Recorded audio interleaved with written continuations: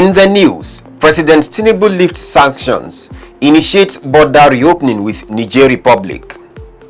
Joe Biden, Donald Trump set for election rematch after clinching party nominations for US presidential polls. And in sports, Arsenal reaches Champions League quarterfinals. This is the MLC TV Global News, reaching you live from the city of Lokoja, the confluent state of Nigeria. I am Joshua Adinoy. Thanks for joining us. Nigeria's President Bola Tinubu has given approval for the removal of financial and economic sanctions imposed on the Republic of Guinea. The announcement was made by Ajuri Ngelale, the President's Special Advisor on Media and Publicity. The decisions aligns with the resolutions made by the ECOWAS Authority of Head of State and Government during its extraordinary summit held on February 24, 2024 in Abuja. The leaders of ECOWAS had collectively agreed to lift economic sanctions not only against Guinea but also against the Republic of Niger, Mali and Burkina Faso. The President instructed the immediate lifting of specific sanctions previously imposed on the Republic of Niger. This move signifies a diplomatic effort by the President to normalize relations and contribute to the overall stability and cooperation within the ECOWAS region. President Bola Tinubu has sworn in 17 federal commissioners for the National Population Commission, which he nominated last November. The 17 new and returning commissioners took the oath of office in 3 batches at the Council Chamber of the Aso Rock Villa, Abuja. On November 8, 2023, President Tinubu appointed 20 federal commissioners to the NPC, 9 of whom were appointed for a second term in office. A month later, on December 12th, he forwarded the names of 19 of the 20 nominees to the Senate for confirmation. However, only 17 appeared for the Senate screening on February 24th and were subsequently confirmed. 2 nominees, Olakunle Shobukola from Ogun State and Temitayo Oluwatiyi from Ondo State, were not screened as they did not appear before the committee. President Bola Tinubu has approved the appointment of 3 nominees as head of 3 agencies under the Federal Capital Territory Administration.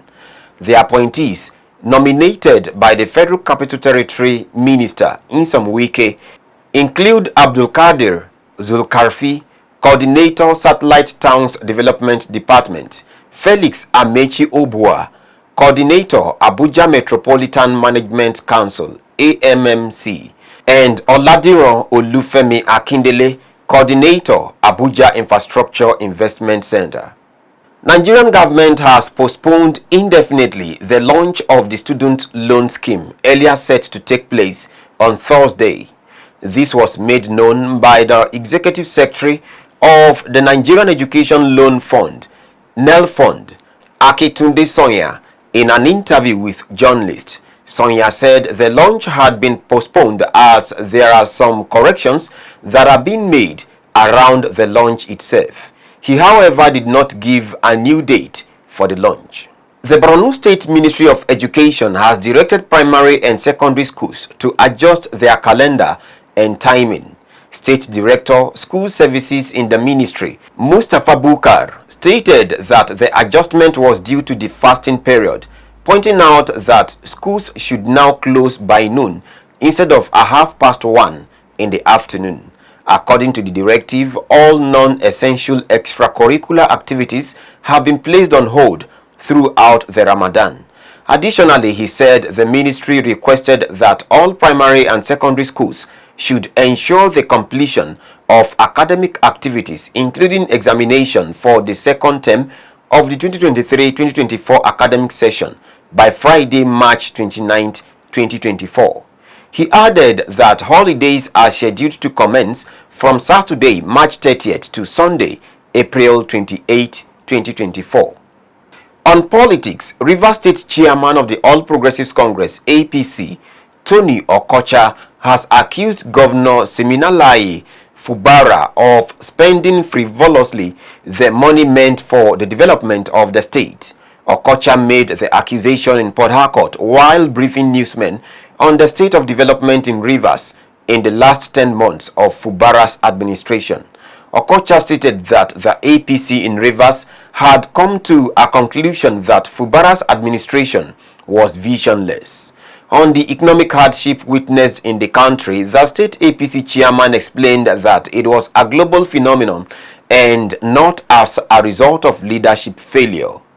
According to him, President Bola Tinubu was eager to bring Nigerians out of suffering, just as he demonstrated political will and the removal of fuel subsidy, which he said was anti-people. We go on a short break now. We'll be right back. Announcement. Are you an O-level graduate? Are you a fresh graduate of any of the tertiary institutions but want to carve a niche for yourself in the broadcast industry? If that is the case, do not worry, because Govt Communication Limited, in collaboration with Kogi Production, is training youth in all segments of media operations. For this quarter, BCL has scheduled 15th to 30th March to train on cinematography and ENG editing. Venue: Greener Pasture opposite Kafas Hall bus stop by Patash Pharmacy, Lokongoma, Lokoja, Kogi State. Training time 9 a.m. to 12 noon, cinematography 12 p.m. to 5 p.m. ENG editing. The cost implication is 30,000 naira per course. Please note, early bird will get a 5% discount. At Govt Communication Limited, professionalism is our watchword. For more information, please call any of our numbers displayed on your screen. Don't miss it. Welcome back. On the foreign scene, United States President Joe Biden and his predecessor, Donald Trump, have both clinched their party's nominations for the election in November 2024. 4 states, 1 American territory, and Democrats living abroad held their primaries on Tuesday. The result means U.S. voters face a rematch of the 2020 presidential election in 8 months' time.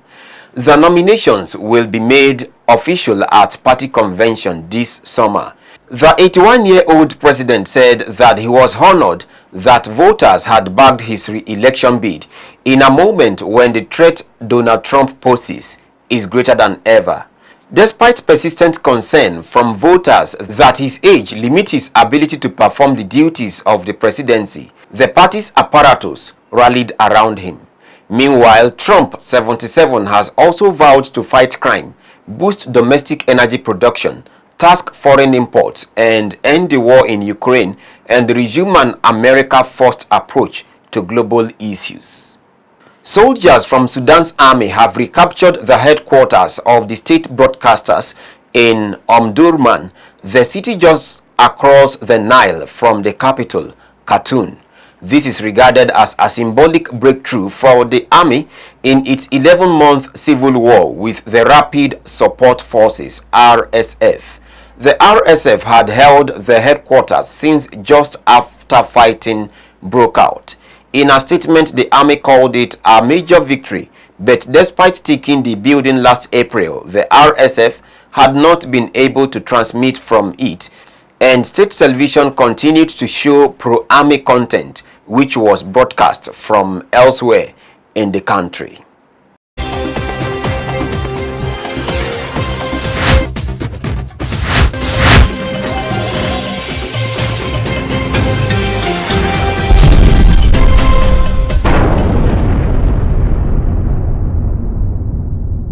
On sports, 6 teams have confirmed their places in the Champions League quarter-finals. Barcelona and Arsenal became the latest to progress into the next round.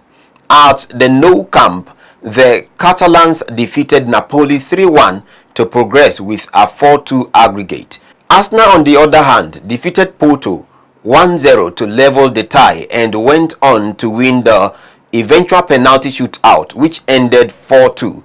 As 14 years for the Gunners to test Champions League quarter-finals was finally achieved. The other teams in the quarter-finals are Bayern Munich, Manchester City, PSG, and Real Madrid, among others. Carlos Alcaraz has claimed a straight set victory over Fabian Marozsan to reach the quarter-finals and continues his title defense at the Indian Wells. The tennis player needed 75 minutes to wrap up a 6-3, 6-3 win against the Hungarian. World number 2 Alcaraz is bidding to become the first player to defend the title since Novak Djokovic in 2016. Also in California, Greek 11th seed Stefanos Tsitsipas fell to a surprise 6-2, 6-4 defeat by Jiří Lečeka.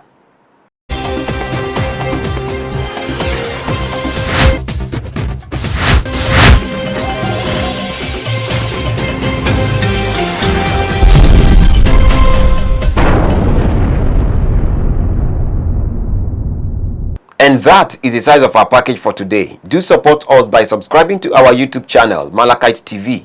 Like and follow our Facebook pages, MLC TV, MLC TV 2, MLC TV Yoruba, and Ebiravabe MLC TV. Instagram, MLC TV 2021.